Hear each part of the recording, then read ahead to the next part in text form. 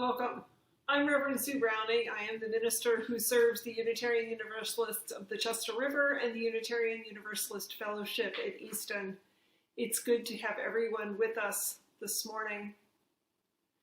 As we all take a deep breath and bring ourselves into this space for worship, I'm going to ring the Tibetan bowl and ask that we just sink into this sound. It is good to be together.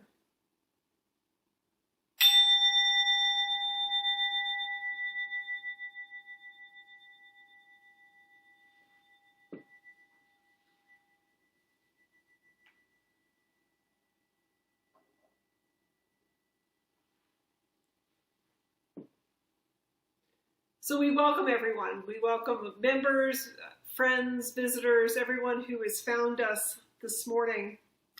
It's May, and yes, we're starting to see flowers. We've got flowers here today. Gratitude to Anne and Martha for socially distancing safely, dropping those by my home. And it is something about bringing nature into our homes that settles us in a different way, especially after this challenging month. So we invite you, it's worship, to bring all of who you are, your full identity, into this space today. Bring all of your experiences, especially the experiences of these last 7 weeks, as we've gotten used to social distancing and not gotten used to social distancing. Our Unitarian Universalist tradition invites you to bring in your questions, to bring in the rituals that sustain you, and to have us help with the rituals. We have a tradition in September. We have something called a water communion, where we bring all of our waters together from all of our different places. And then in the spring, we do a flower communion. And our flower communion is what we're celebrating today. It's part of our service as we consider thresholds, as we consider the different transitions we go through in our life. I was absolutely thrilled. We put the call out and said, people, please send flowers, and over 50 folks responded. So I will tell you right now, when you see the slideshow of the flowers coming in, the flowers being distributed, and the postlude, I hope we've got everybody's flowers there, but you may see it in one section or the other. So hang in there, be patient, and thank you for all of the submissions. And if you have any questions about the Unitarian Universalist faith tradition or about our congregations, please ask. We are happy to answer questions, and it's been delightful to get to know a few new folks who have found us online and to reconnect with some of the folks that we've known over past years. So come, let us worship this morning. We light our chalice this morning in celebration of the beauty surrounding us. We light our chalice in celebration of the communities that surround us. We light our chalice in the tradition of love, in the patient and the love which sustains this community.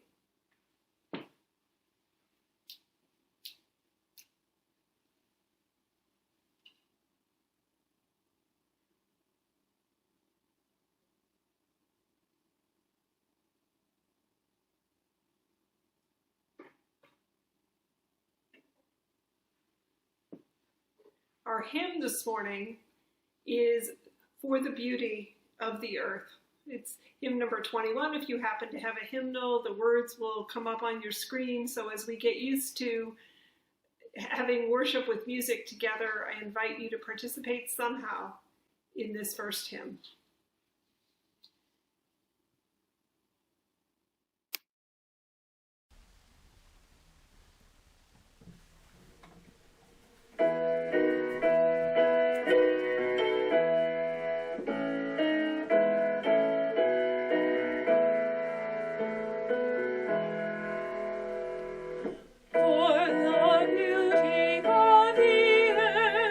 For the splendor of the sky.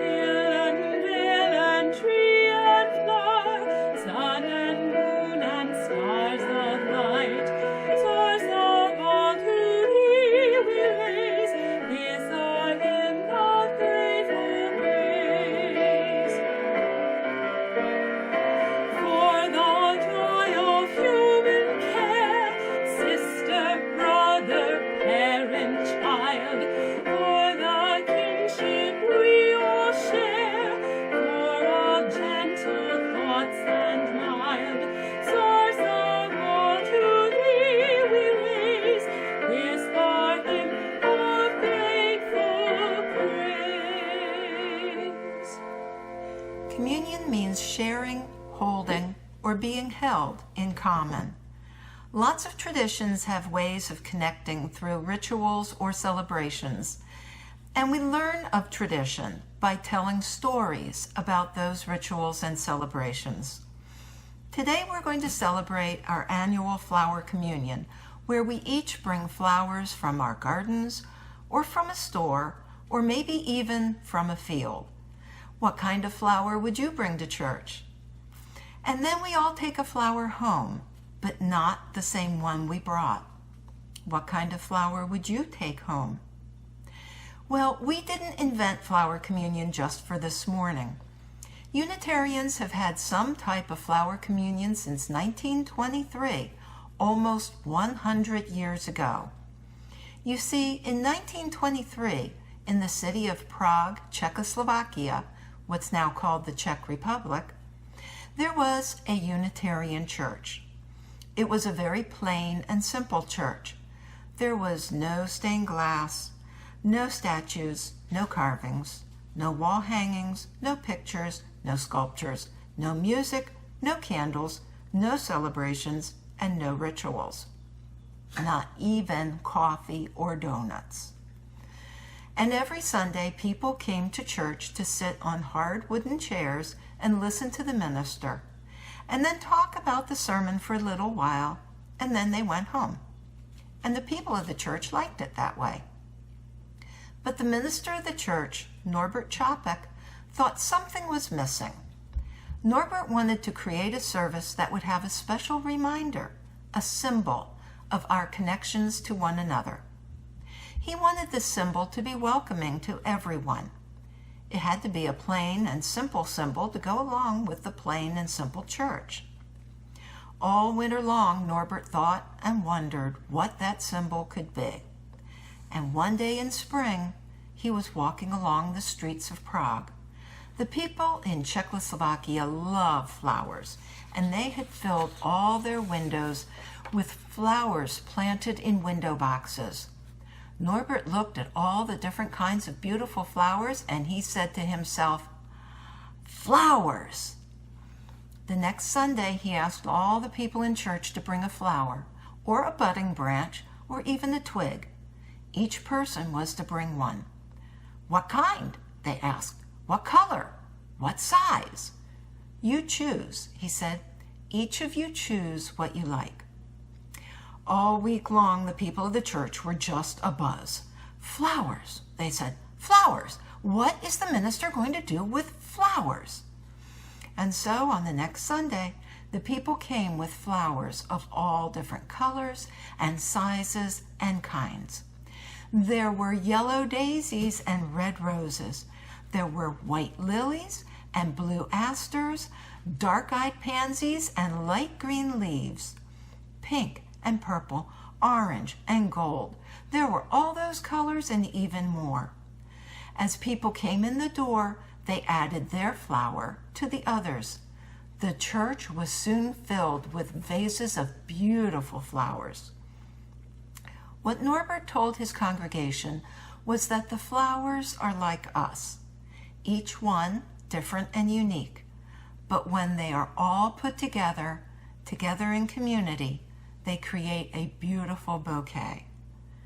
This special Flower Communion service was so loved by the people of the Unitarian Church in Prague that when Norbert's wife Maya visited the United States in the 1940s, she wanted to share this lovely tradition with American Unitarians. And today it has become one of our most beloved celebrations. Well, because of social distancing, our gathering today is a little different, but we still gather in community. If we could have been together this morning, as you walked into the sanctuary, you would have placed your flower in one of the vases at the entrance to the sanctuary. While Maya Čapek likely never pictured Flower Communion in a time of social distancing, and she certainly couldn't have imagined church services via YouTube, she did know that we needed beauty, and that together we could create beauty by melding our flowers. Now we will collect our flowers.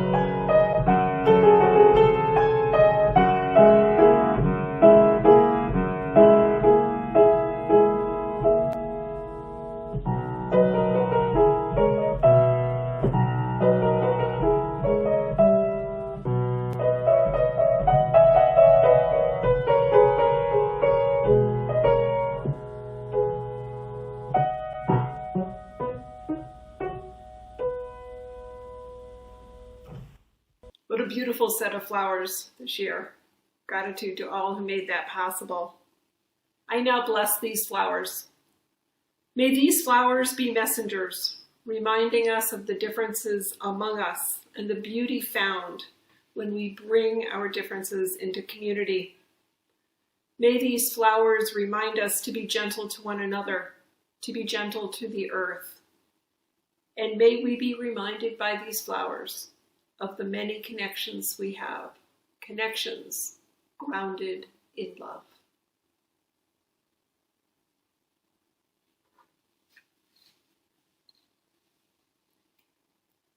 I invite us now into a time of reflection, a time of meditation. An invitation here to consider the many communities that are sustaining you in these days. Think about those communities and breathe deep. Bring them our church, the fellowship, and other networks that you have that are supporting you today. Our reading is from Reverend Margaret Weiss. The church is not a place, it is a people. The church is not only a steeple above the tree line, streets, and cars. Rather, it is a people proclaiming to the world that we are here for the work of healing and justice. The church is not walls built stone upon stone held together by mortar, but rather person, linked with person, all ages and genders and abilities. A community built on the foundation of reason, faith, and love. The church is not just a set of doors open on Sunday morning, but the commitment day after day and moment after moment of our hearts creaking open the doors of welcome to the possibility of new experience and radical welcome. The church is not simply a building, a steeple, a pew. The church is the gathering together of all people and experiences and fear and love and hope in our resilient hearts, gathering however one can to stay true to the world.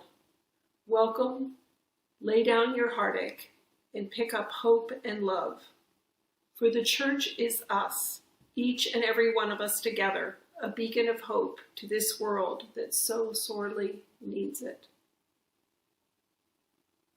So imagine our fellowship, your experiences of arriving on Sundays, maybe with a task to do. Maybe your job is to distribute programs or make coffee, to rehearse music.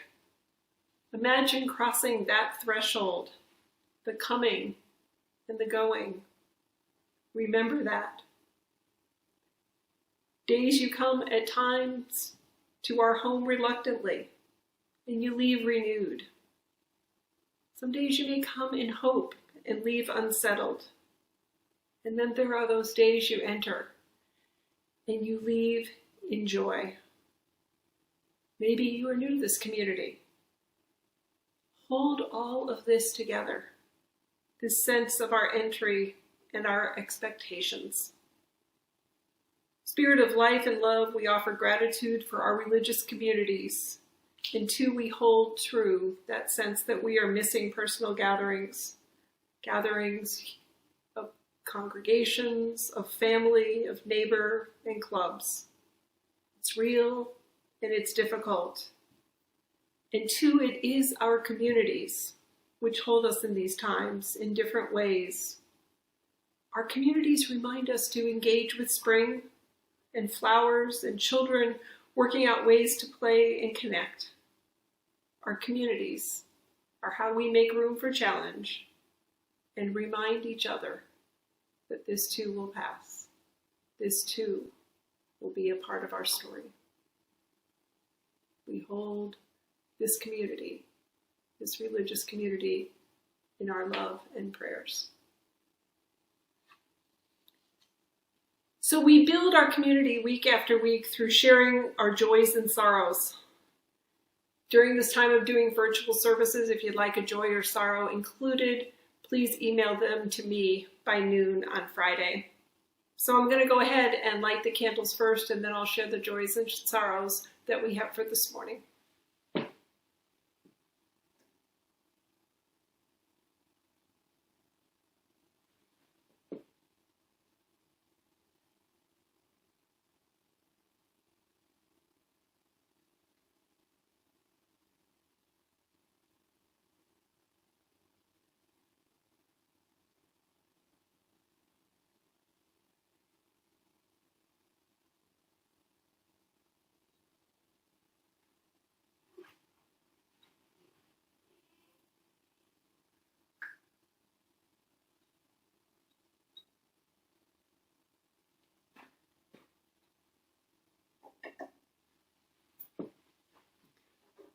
So we light our first candle this morning for the many ways we're being affected by the virus in this country.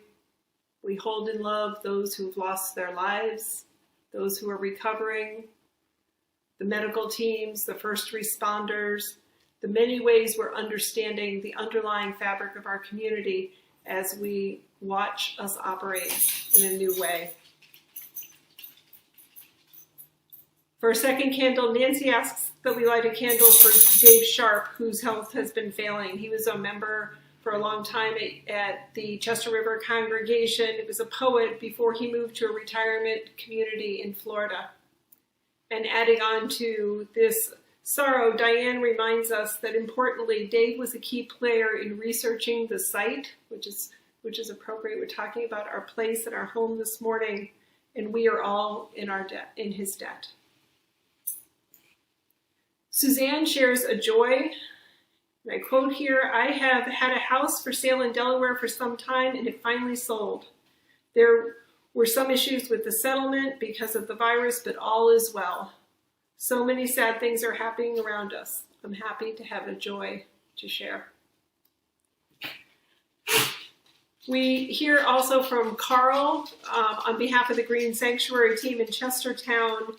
He reminds us that in our flower communion this morning, we had a picture of a tree. You can see just a little sapling, and that is an American chestnut tree that he and Diane have planted. They planted it in late February. It's taken some TLC, but it is starting to come to more obvious ways that it's alive. And Carl also reminds us that once we can gather again, we will be dedicating this tree to our dear friend, Dick Hawkins.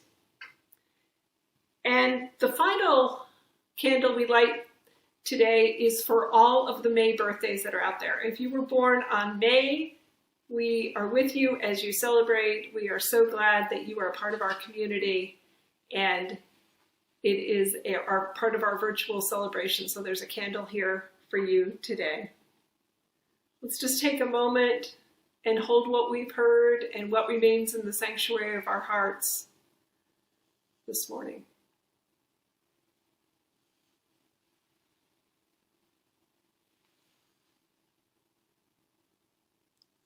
Amen, and blessed be.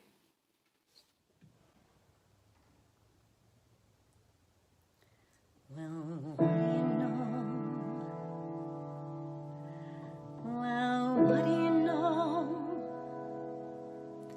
In front of me now is an open door.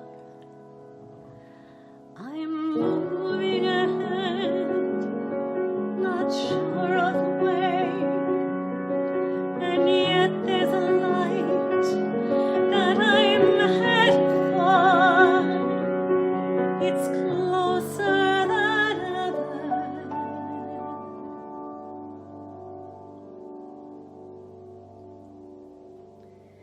Fresh out of bed, your life is out racing you there, dead ahead, another one's facing you. Seems like at times they're practically chasing you, everywhere another door. One day the doors are locked and you're sick of them, next day they're yours and you have your pick of them. Finding the proper key, that's the trick of them, everywhere another door.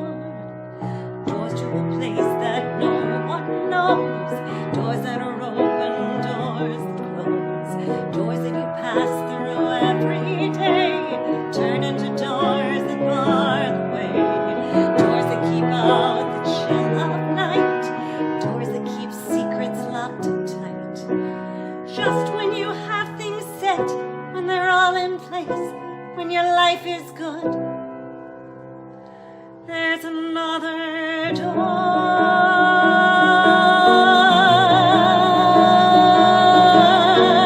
Doorways are good, they can be enlightening. Doorways can change you, which isn't frightening. So tell me why my stomach is tightening, looking at another door. Doors can be wide, yes, that can be verified. Moving outside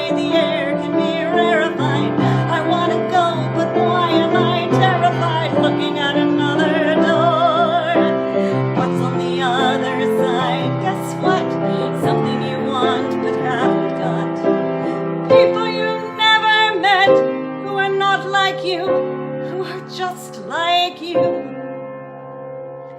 are beyond those doors.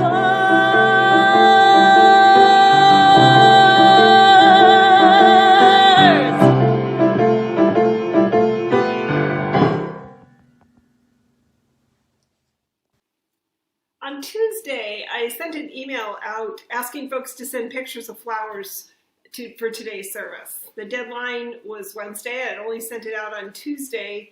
And as is with all things COVID, it just felt like a good idea to try something new. Would anybody respond? I wasn't sure.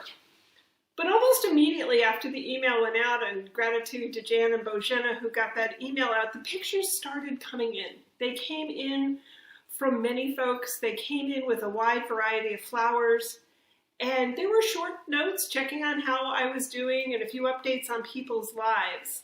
We have a picture of somebody's childhood home from England. We have a flower from Florida.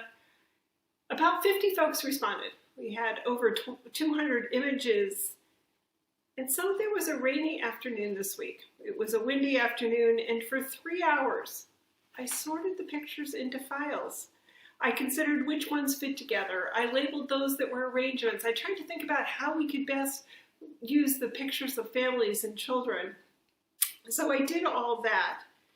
And then I passed the file on to David, and he's got the photographer's eye, and he played around with his software and created the slideshow that you saw.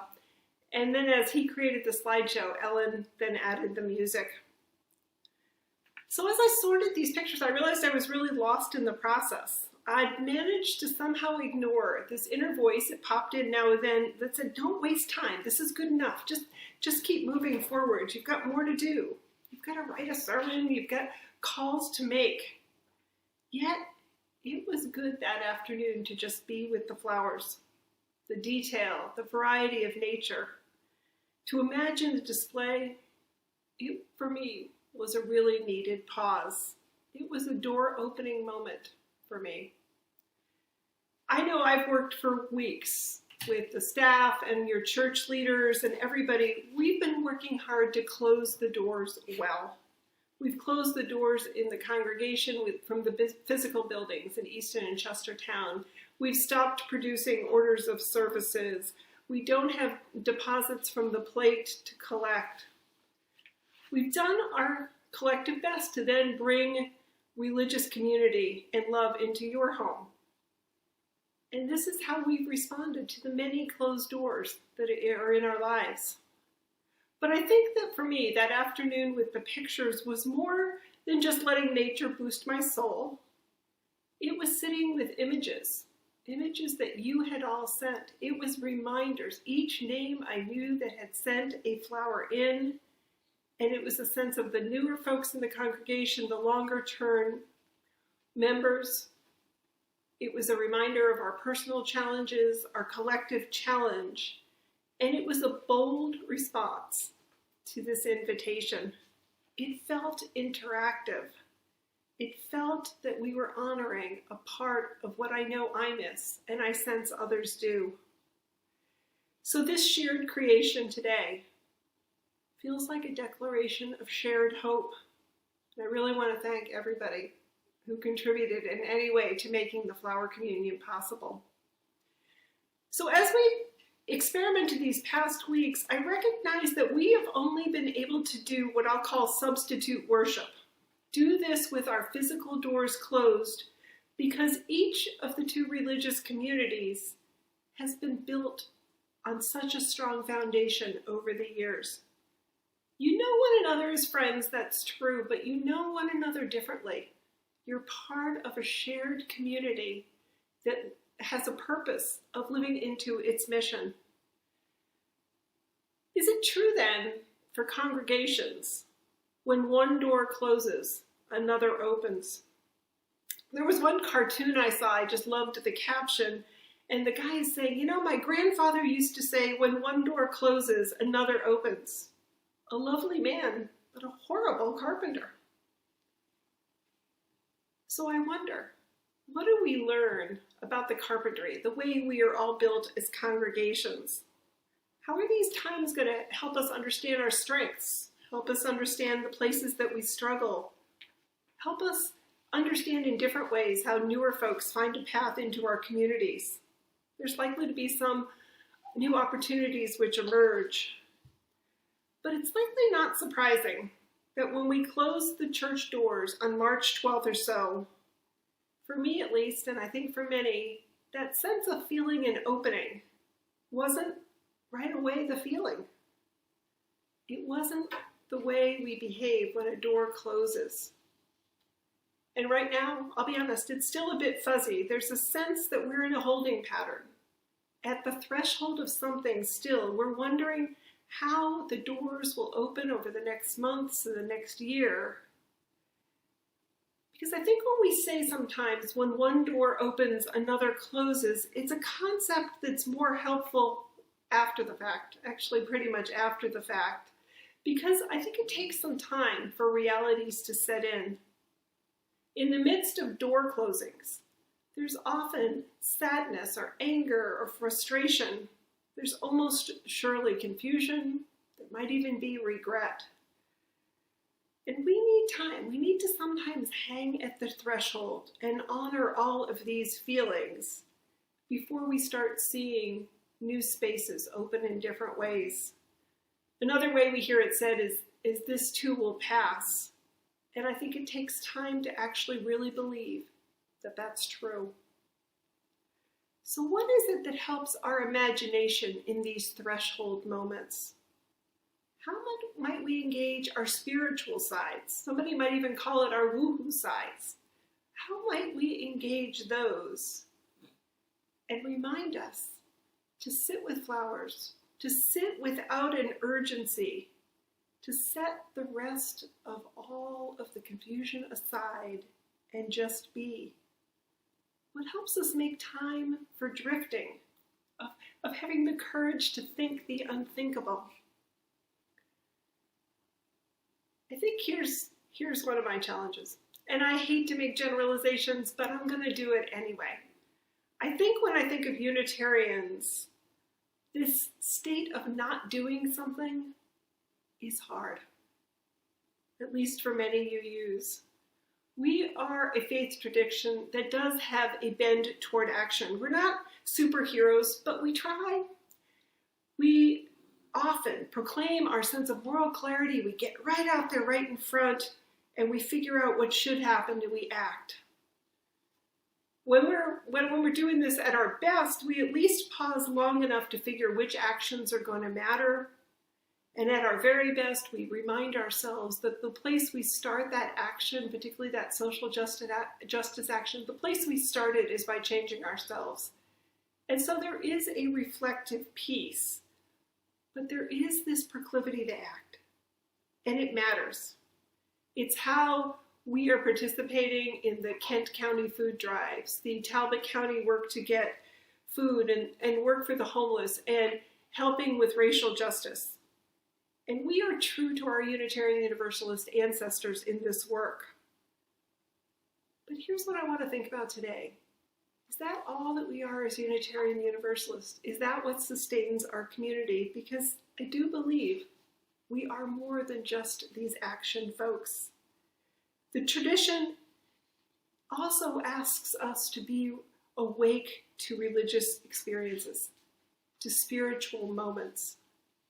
That sense that we get once in a while that our feet are just pulled off the ground. A sense of being carried to somewhere profound, someplace different.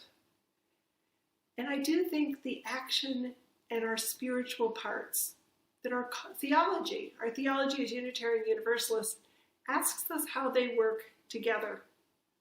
I sometimes think that we are a big mixing bowl of ingredients. We have the time for action, and then we have this time for reflection. We make time for sunsets and flowers. We have rituals that help us share our joys and concerns. And we mix in their music, and we figure out new questions. And then there's more action. But the way this all gets pulled together, what we're used to is we then gather over and over, and together we figure out how to weave something more beautiful. I think it's when our action-driven hearts and our fragile souls, we're empowered by finding spiritual moments and then having them together. I think these moments really matter when we are on the edge of life's threshold moments. In particular, if you think of our Universalist ancestors, the Universalists were the one that really said, God is a good God. God is not going to damn anyone to hell. The Universalists were big believers in bringing out and moving toward the good. But they believed that they needed these spiritual times. They needed to lean into the mystery. They needed to trust the unknown as they became social activists, as they went through that process. In our reading earlier, Reverend Weiss noted, the church is not just a set of doors open on Sunday morning, but the commitment day after day, moment after moment, of our hearts creaking open the doors of welcome to the possibility of new experience and radical welcome. Because we are a gathering, folks. It's not just to go off and see the sunset alone. It's not just to observe the flowers. That's all good. But it's that commitment to one another that makes us a religious tradition through that commitment, that covenant that we share with one another. So it matters to regularly share our experiences, and that has been interrupted. So I think for some UUs, I think for the most part, we buy the idea that when one door closes, another door opens. But we sometimes want to rush through that door. Some of us feel guilty if we just sit back, our back to the closed door, but not yet worrying about the next door, to be lost in that present moment, to slowly sort through the pictures of flowers for a whole afternoon or a month, just because we can. I think what I want you to hear, friends, is that these thresholds, these in-between places, they are sturdy enough to hold us through our not knowing.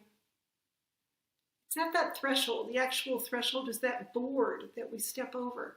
It's sturdy enough for us to kick off our muddy feet, to wipe our feet, begin to take off our coat, to settle in, sometimes to times of not knowing. And not knowing is where we do find ourselves often these weeks. We're not knowing how or where COVID spreads. Not knowing how or when businesses and schools will reopen. And in not knowing exactly how we're going to sustain religious community without weekly gatherings when we see one another. So we rest in this in-between time and we figure it out. We figure it out by joining online. We figure it out by submitting flower pictures. We'll try something else that's similar to that. Figure out how you're going to engage, how you're going to participate, how we're going to keep this community thriving during these times. So we do bring for now all of our experiences together each week virtually. So for today, where there are doors opening in your life, may they lead you to the next right step. We hold you in love. For today, where there are doors closing, may you find meaning in the change. We hold you in love.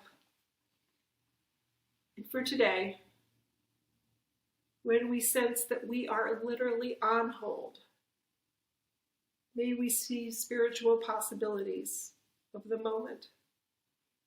May we be guided into a place of wonder, a place without urgency.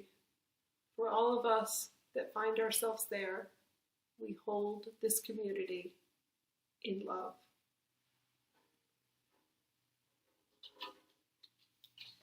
We will now finish our flower communion service and distribute the flowers. In this spirit of connection and care, we move into the second half of the flower communion ritual.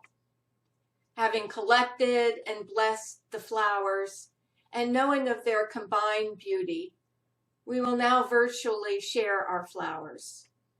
Please hold on to an image or two sent in by a fellow congregant. Let their contribution, shared in love, bless your way.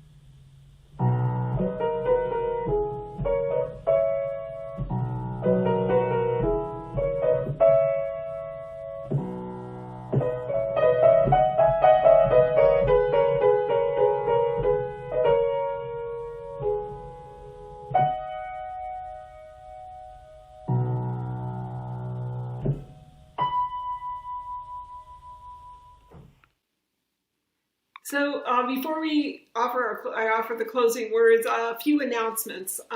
We just encourage folks to keep reading your email. It's really helpful for us to see those emails being opened, and then we know that the messages that the various groups have gotten have been trying to set up activities and stuff, that they know those messages are going through. For the Easton congregation, there will be an outreach collection starting next Sunday. It will be for the CarePax organization, one of the food sources for Talbot County, and there'll be a way you can give both by the new donate button or on the website, or you'll be able to give by check. And also in Easton, if you haven't had a chance to submit your pledge yet, pledges are welcome to be submitted. For Chestertown, the annual meeting will be done in a combined online format, so please stay tuned for that. We want to make sure that the budget gets approved and we go through the normal steps that are a part of an annual meeting. So the schedule for Chestertown is to do that in May. So I'm going to offer our closing words here, and I encourage you to hang in there for the postlude to see all of the flowers, everything that was submitted, and to also see the gratitudes at the end of the taping. It's important for me, at least every week, to acknowledge the many folks that help put these services together, both the folks that you've seen have a speaking role, but also the tech team, the communications team, and everybody who helps out, including my husband, who is here each time we record these services. So we leave today with the images of flowers. We leave today with the image of the blessings of community. So I'm going to extinguish our flame with the traditional Irish blessing. May the road rise up to meet you. May the wind be always at your back. May the rains fall soft upon your fields and the sun shine warm upon your face. And until we meet again, may God hold you in the palm of his hand.